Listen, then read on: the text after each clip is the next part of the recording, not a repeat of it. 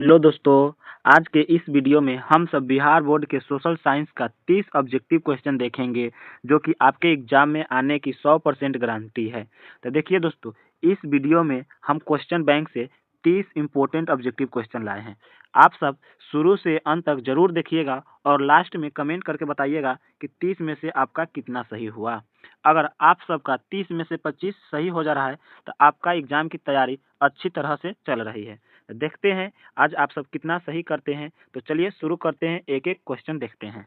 दोस्तों, पहला क्वेश्चन देखने से पहले आप सब चैनल पे नए हो तो चैनल को सब्सक्राइब और वीडियो को लाइक जरूर करिएगा।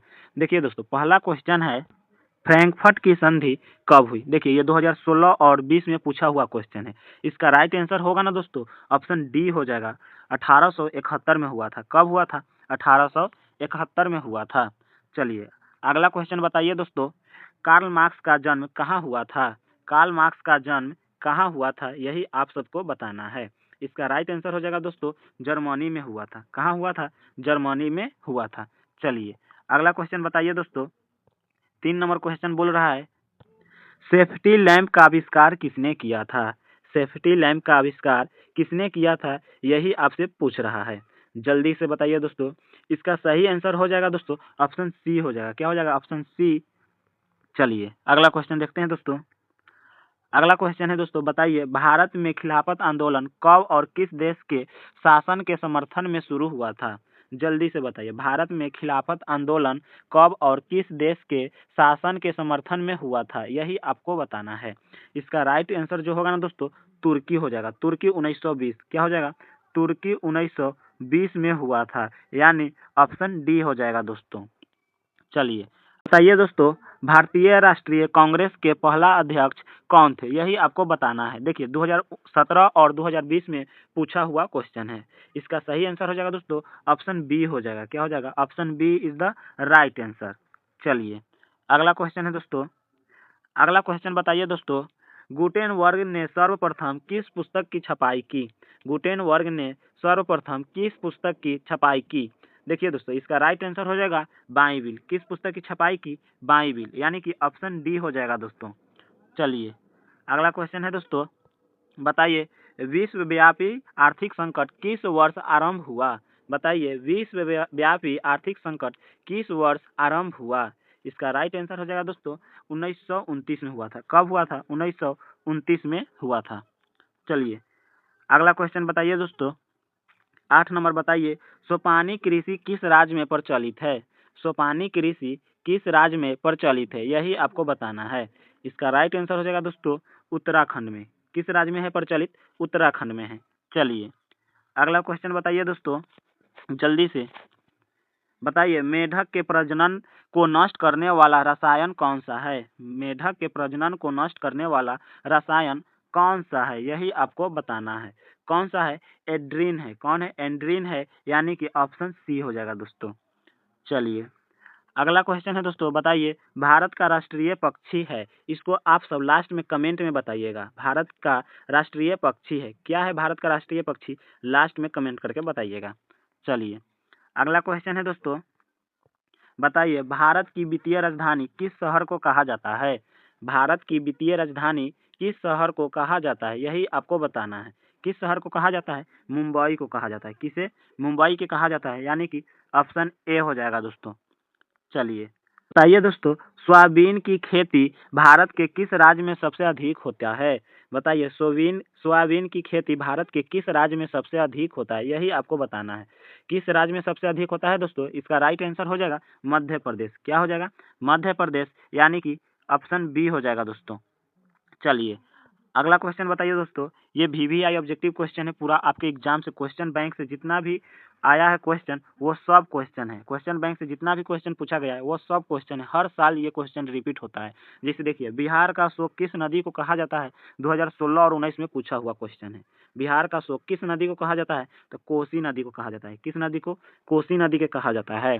चलिए अगला क्वेश्चन है दोस्तों, बताइए संजय गांधी जैविक उद्यान किस नगर में स्थित है? संजय गांधी जैविक उद्यान किस नगर में स्थित है, यही बताना है। किस नगर में है? पटना में है। कहाँ है?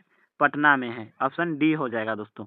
चलिए बताइए, भारत में औरतों के लिए आरक्षण की व्यवस्था किस संस्था में है? इसका राइट आंसर हो जाएगा दोस्तों, ये वीवीआई ऑब्जेक्टिव 11 और 2013, 16 में और 19 में भी पूछा हुआ है। ये क्वेश्चन आता है, तो इस बार भी संभावना है कि ये क्वेश्चन पूछ दे। इसका राइट आंसर हो जाएगा दोस्तों पंचायती राज व्यवस्था। क्या हो जाएगा? पंचायती राज व्यवस्था में है, यानी कि ऑप्शन डी हो जाएगा दोस्तों। चलिए अगला क्वेश्चन है दोस्तों, बताइए संघ राज्य की विशेषता नहीं है। संघ राज्य की विशेषता नहीं है, क्या इसमें विशेषता नहीं है? यही आपको बताना है। इसका राइट आंसर हो जाएगा दोस्तों एकहरी शासन व्यवस्था। क्या है? एकहरी शासन व्यवस्था। चलिए अगला क्वेश्चन देखते हैं दोस्तों, बताइए भारत में कहाँ महिलाओं के लिए आरक्षण की व्यवस्था है? सेम वही क्वेश्चन को है घुमाकर पूछ दिया गया है। इसका राइट आंसर हो जाएगा पंचायती राज व्यवस्था। चलिए अगला क्वेश्चन है दोस्तों 18 नंबर, निम्नलिखित में कौन राष्ट्रीय दल नहीं है? बताइए निम्नलिखित में कौन राष्ट्रीय दल यानी कि नेशनल पार्टी नहीं है? आपको बताना है कौन नहीं है। लोक जनशक्ति पार्टी। क्या है? लोक जनशक्ति पार्टी। क्या है? राष्ट्रीय दल नहीं है। चलिए अगला क्वेश्चन है दोस्तों, बताइए दोस्तों भारत में किस तरह के लोकतंत्र की व्यवस्था की गई है? भारत में किस तरह के लोकतंत्र की व्यवस्था की गई है? किस तरह के है? अप्रत्यक्ष है। किस तरह के? अप्रत्यक्ष है। चलिए इसका ऑप्शन क्या हो जाएगा? बी हो जाएगा दोस्तों। चलिए बताइए अगला क्वेश्चन दोस्तों, चलिए अगला क्वेश्चन बताइए दोस्तों, जिस देश की राष्ट्रीय आय अधिक होती है वह देश कहलाता है। बताना है जिस देश की राष्ट्रीय आय अधिक होती है वह देश कहलाता है। क्या कहलाता है वह देश? विकसित कहलाता है। क्या कहलाता है? विकसित कहलाता है। चलिए दोस्तों अगला क्वेश्चन है दोस्तों, बताइए भारत में योजना आयोग का गठन कब किया गया? भारत में योजना आयोग का गठन कब किया गया यही आपको बताना है। इसका राइट आंसर हो जाएगा दोस्तों 15 मार्च 1950 को किया गया था। कब किया गया था? 15 मार्च 1950 को किया गया था, यानी कि ऑप्शन ए हो जाएगा दोस्तों। चलिए बताइए दोस्तों भारत में वित्तीय वर्ष होता है। बताना है भारत में वित्तीय वर्ष होता है। इसका राइट आंसर हो जाएगा दोस्तों 1 अप्रैल से 31 मार्च तक, यानी कि ऑप्शन सी हो जाएगा दोस्तों। चलिए अगला क्वेश्चन है दोस्तों, ये वीवीआई ऑब्जेक्टिव क्वेश्चन है, इसे पूरा याद कर लीजिएगा। ये आपके एग्जाम में आने की पूरा संभावना है कि ये क्वेश्चन आपके एग्जाम में आएगा। आप सब कमेंट करके जरूर बताइएगा कि 30 ऑब्जेक्टिव क्वेश्चन में से आपका कितना सही हो रहा है। चलिए अगला क्वेश्चन है दोस्तों, बताइए वैश्वीकरण के मुख्य कितने अंग है? वैश्वीकरण के मुख्य अंग कितने हैं? आपको बताना है कितने अंग है। तो कितना स्टूडेंट यानी कि बच्चा लगा देता है ऑप्शन डी 4। 4 नहीं है दोस्तों, ऑप्शन सी है 5 है। कितना है? 5 है मुख्य अंग। इसका राइट आंसर हो जाएगा दोस्तों सी हो जाएगा। चलिए अगला क्वेश्चन बताइए दोस्तों, उपभोक्ता अधिकार दिवस कब मनाया जाता है? उपभोक्ता अधिकार दिवस कब मनाया जाता है यही आपको बताना है। इसका राइट आंसर हो जाएगा दोस्तों 15 मार्च। कब मनाया जाता है? 15 मार्च को बनाया जाता है। चलिए अगला क्वेश्चन है दोस्तों 25 नंबर, स्वर्ण आभूषणों की शुद्धता को सुनिश्चित करने के लिए मान्यता प्राप्त चिन्ह होना आवश्यक है। मैंने कौन सा चिन्ह आवश्यक है जो स्वर्ण को शुद्ध कर सकता है, मैंने सुनिश्चित हो सकता है? इसका राइट आंसर हो जाएगा दोस्तों हॉलमार्क। क्या हो जाएगा? हॉलमार्क चिन्ह होना आवश्यक है, यानी कि ऑप्शन क्या हो जाएगा? बी हो जाएगा दोस्तों। चलिए अगला क्वेश्चन है दोस्तों, बताना है आपको निम्न में से कौन प्राकृतिक आपदा नहीं है? निम्न में से कौन प्राकृतिक आपदा नहीं है? इसका राइट आंसर हो जाएगा दोस्तों आतंकवाद। कौन नहीं है? आतंकवाद, यानी कि ऑप्शन सी हो जाएगा दोस्तों। चलिए सुनामी किस स्थान पर आता है यही बताना है आपको। इसका राइट आंसर हो जाएगा दोस्तों किस स्थान पर आता है? तो समुद्र के किनारे। किस स्थान पर आता है? समुद्र में आता है सुनामी, यानी कि ऑप्शन क्या हो जाएगा? बी हो जाएगा दोस्तों। चलिए अगला क्वेश्चन है दोस्तों, जल्दी से बताइए संचार का सबसे लोकप्रिय साधन है। संचार का सबसे लोकप्रिय साधन है यही आपको बताना है। कौन है लोकप्रिय साधन? इसका राइट आंसर हो जाएगा ऑप्शन बी हो जाएगा। क्या हो जाएगा? Option B mobile. क्या है लोकप्रिय साधन? तो मोबाइल है लोकप्रिय साधन।